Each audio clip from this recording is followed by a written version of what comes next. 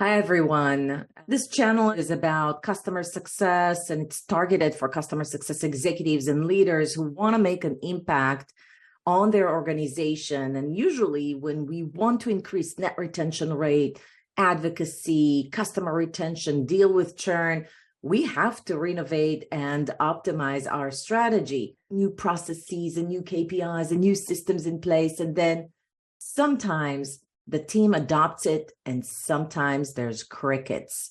And so the key to that usually is to do what we call change management in a very effective manner. And so I'm very pleased to say that today I have a very special guest, Boaz Gordon, who is the VP Customer Success at Centrical, a company that is actually optimizing and helping companies embrace change management. And he's actually leveraging those tools and those methodologies himself. And he's here to show us not only how he approaches change management for his own customer success team, he also owns CS Ops, so very relevant, but also what he learned from doing this with so many other clients. I'm super excited for that. Boaz, what a treat to have you on the show.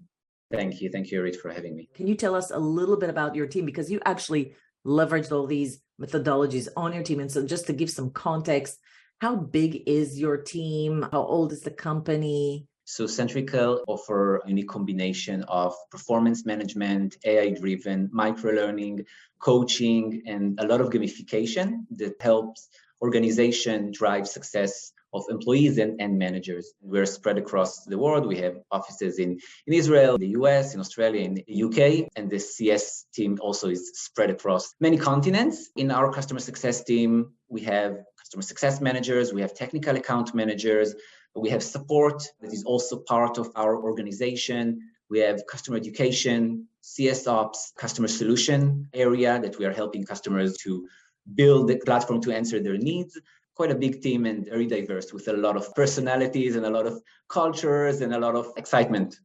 And who are your clients? Obviously, are they global entities as well, or they're just small companies in various areas in the world? We mainly work with large organizations, tens and hundreds of thousands of employees, mainly in the contact center areas. So our deployments are huge. It can be like one logo, and under this logo, we have 50 different implementations. So CSMs are working with large organizations, providing a lot of consulting services besides guidance on the platform. So this is the main logos that we have.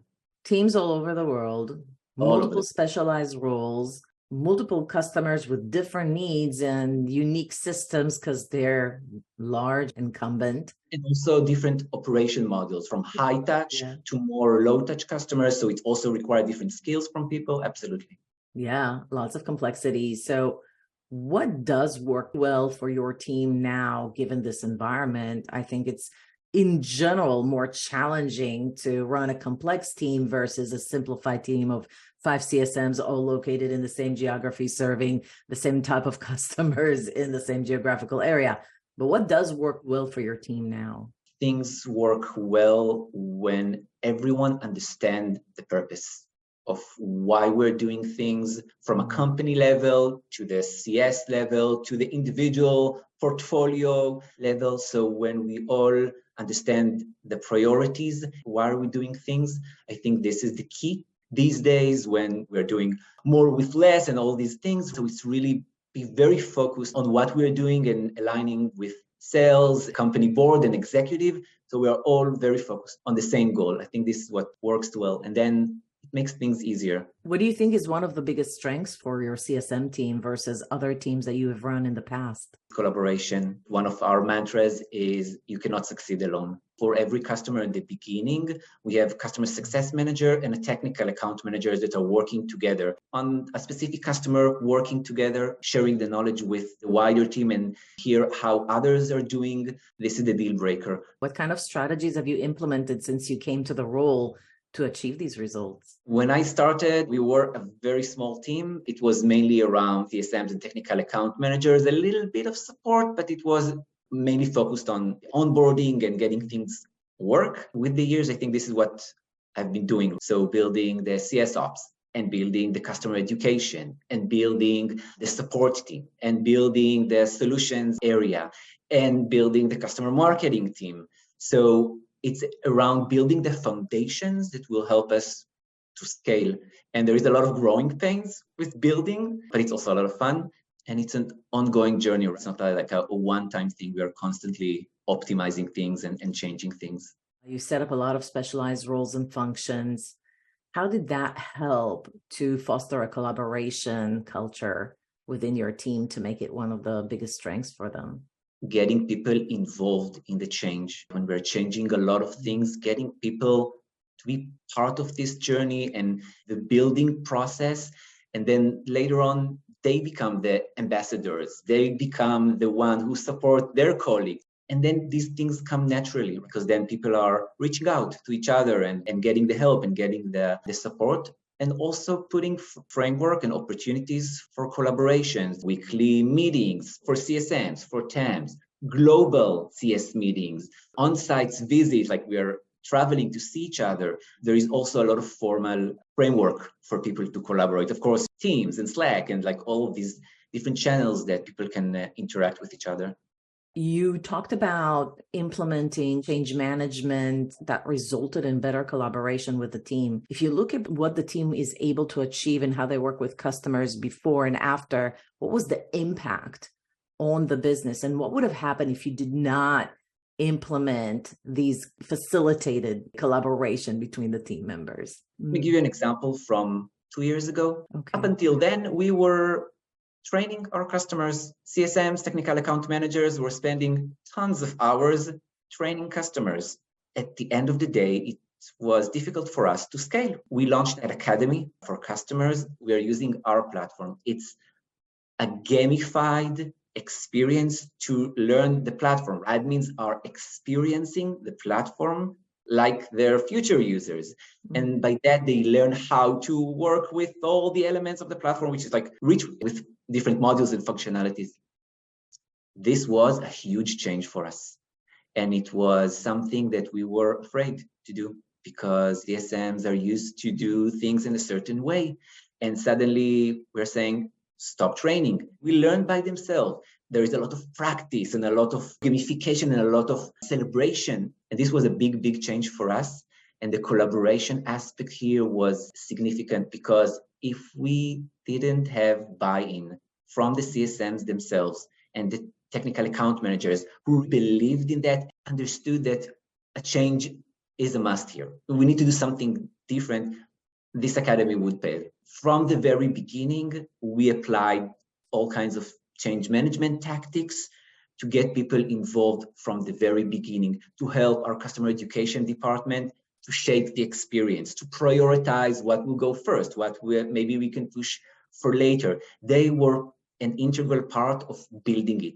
And then when we launched it, it was natural for them. They pitch it better than I can do to their customers as if this is the most amazing thing that they can offer. But it was a journey to get there. And each CSM had to go through a journey with themselves, how to ditch some old habits and adopt new habits. And it doesn't happen overnight. So this is change management can really, really help here. You said we apply change management tactics in order to create a collaborative environment and facilitate support internally for the team to embrace this change. Why do you think the change management strategy worked in this instant? In change management, we always start with impact assessment, understand where each individual is at and what is the magnitude of the impact on each individual. It helps us understand to sketch the strategy.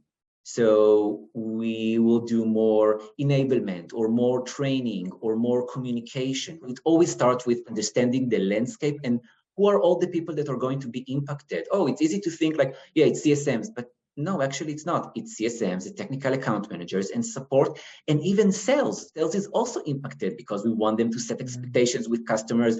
Look at this amazing thing that you're going to get. Okay, and one of the tools that you were using is even to create the assessment, you actually leveraged a workbook to document your thoughts, and then sounds like you ran it by various internal stakeholders before you even launched the plan. Absolutely. There were a lot of validations. So we use this very big Excel to outline every stakeholder and what is the change. It's a change in technology, it's a change of role, it's a change of processes. We mapped the current situation, the current scenario, the current reality, and the future, and tried with high, medium, low to assess, is it a big impact? Is it a small impact? And then what are the risks that we can think when identifying some kind of change? When you launched the academy, you mentioned there's 5 pillars to approach change management.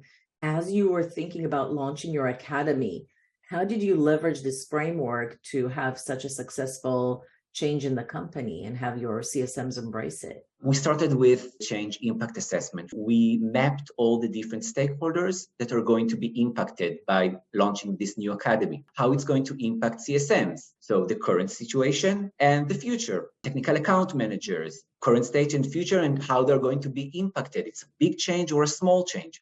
So we mapped up all of these stakeholders, the support team, how their role is going to be changed now that we will have an academy. We even mentioned sales there. The sales guys, they need to pitch for this academy. It's a great selling point that a company is offering this learning experience. So we started with this impact assessment. And then what we did, we created a communication strategy for each of the impacted stakeholders, CSMs, explaining them the why. Why are we doing it? Why we have to do it, create this sense of urgency. Same goes we did for team leaders. So what is their role in driving this change? And what is their role in coaching CSMs to be able to adopt this new reality, I would say. It sounds obvious, getting the right message to the right people at the right time. But oftentimes we're doing this on the fly, and it doesn't bring a lot of benefit here. It's more around being very thoughtful. How do we get the message out there? And what team leaders need to get as a message and what CSMs need to get as a different message, explaining the value, reducing fear, uncertainty, celebrating success. There is so many objectives for communication. I think this is the single most important thing when it comes to manage change. For the communication strategy, essentially you mapped out who the audience should be and who do you need to communicate. And you actually, like you said, you had various people in each one of the stakes for launching a new system. And then you also mapped out what are the goals in the communication. It's not just who the stakeholder is, but what do they need to get out of it? And what are your goals? How do you assess success of the communication? So as you craft it, it's crafted with intent. And also, what is the right channel? How do we leverage company meeting if you want also to communicate it to the entire company, or whether we can participate in a sales enablement weekly meeting to present it there. What is the right channel and who should be delivering the message? It's one thing if it's coming from me, it's a different thing when it's coming from a sales manager or even the CEO. So it's also very mindful who should be sending out the communication.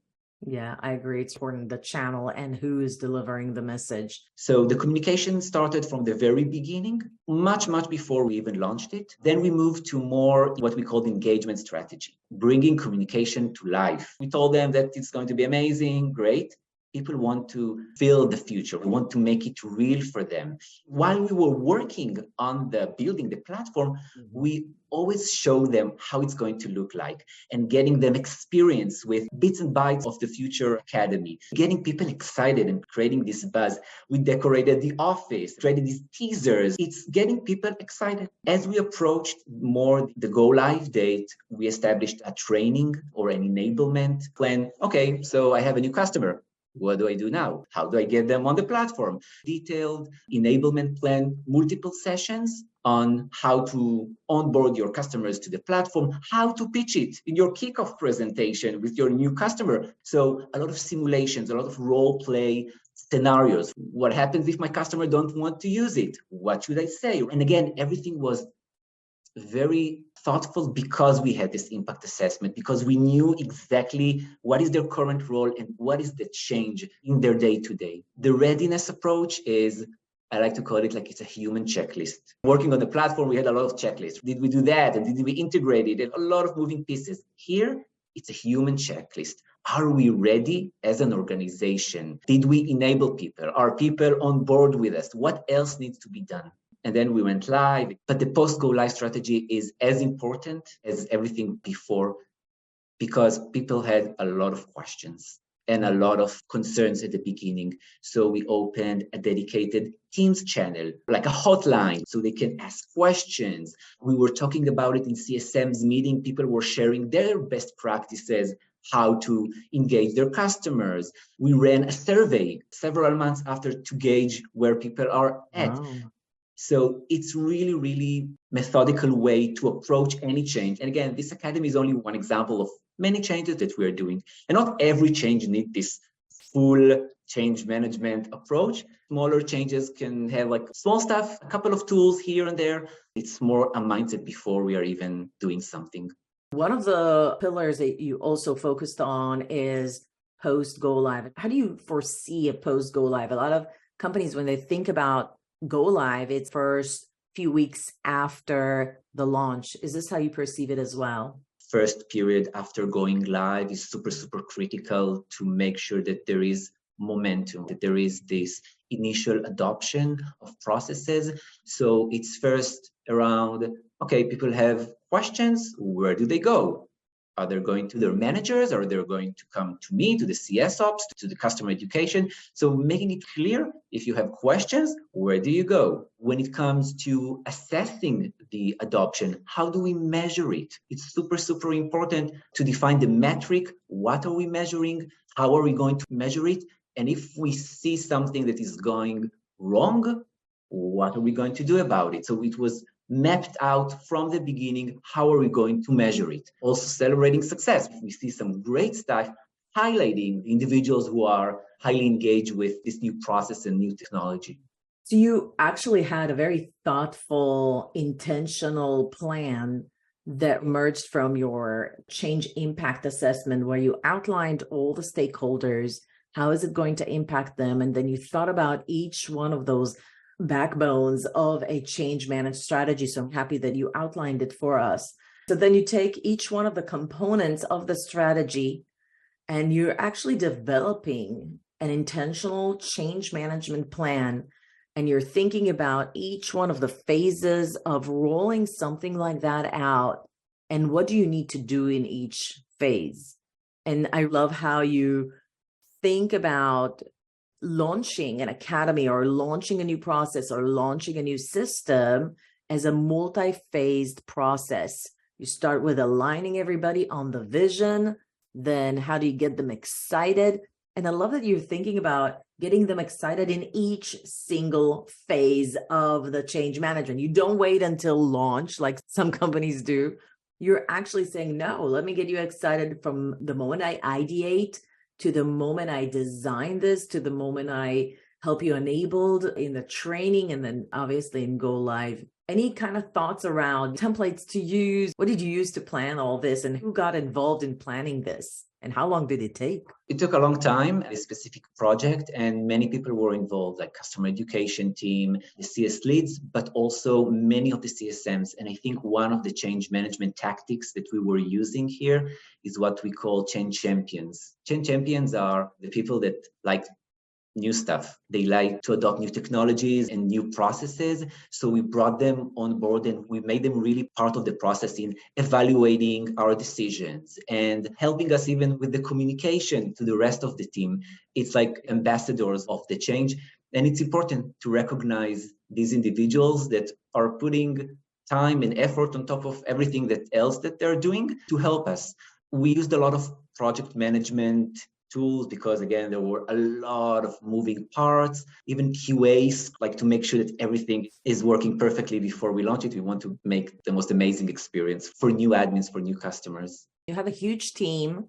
I know you said that you leveraged the CSM. You had some champions. How did you pick them? Were those like the rising stars from the CSM team, or did you actually went to one of your team leaders and said, hey, I need you to own this, go ahead and develop an assessment?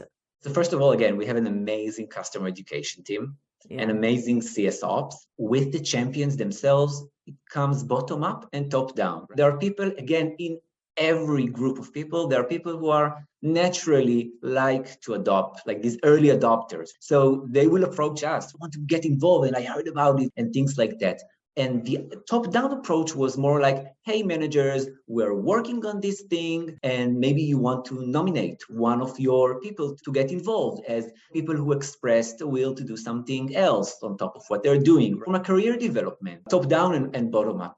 If you were to make recommendations for another CS executives, what are some of the fears or concerns around creating a plan for change management, or even sounds like there's a lot of steps and things that they need to plan for? What do you think are some of the barriers to success that you typically see? It's another project on top of the project itself. And I think that there are a variety of reactions. Some will say, oh my God, like this is too much, I'm not going to do it. Some will say, wow, this is great. It makes me feel comfortable in deploying a change. And others, maybe even if they will do 20%, 30% of what is there, it's much better than investing a lot of time afterwards when adoption is not going as expected. Then you need to invest much more time. But it's not all or nothing kind of situation. Just choosing the right tools that work for your team, for your company. It needs to feel authentic and real for the people. But yes, it's something that requires an extra effort. In reflecting back, it's been 2.5 years since you launched the Academy. Congratulations. Thank you. Did you have to overcome any kind of barriers or major challenges as you were going through this process? It's a matter of capacity, which is always the question, right? Capacity and resources. And this is going back to the prioritization. Because everyone wants to do, the academy will be richer with more stuff. There is always something that is missing. It's about the overall objective, which is enabling our admins, our customers, to get them successful. So I think this is the main barrier. It's resources, it's time and restrictions like this. For those of you who are impressed with Boaz's framework, I'm really excited to share that he's really generous with his time and his templates. So he's going to share some of these slides where you can actually leverage like the adoption, post go live adoption. If you wanted to present that to your team, you can leverage that slide. We're also going to have the impact assessment template down in the links below. So just be sure to check the description for this podcast episode and take a look at resources that you can leverage to level your game up, embrace change management frameworks in a whole new level. Obviously, Boaz, you're such an expert on this topic. I want to thank you for coming into the show and sharing everything you know about change management. I'm sure there's so much more depth to it, but really happy that you were able to share your story. Thank you for inviting me, Irit. If you liked this session, please give it a like, reach out to Boaz. I'll include the link to his LinkedIn below. So if you wanted to get better, just asking more questions about his experience and expertise. If you're dealing with a lot of changes and need some support, feel free to always reach out to CSM Practice. We are a strategy consulting firm and we help a lot of customer success teams increase net retention rates, improve and optimize their processes and strategies. And with that, Boaz, great man, great discussion. Thank you, Irit. Yeah, I'll see you at the next video.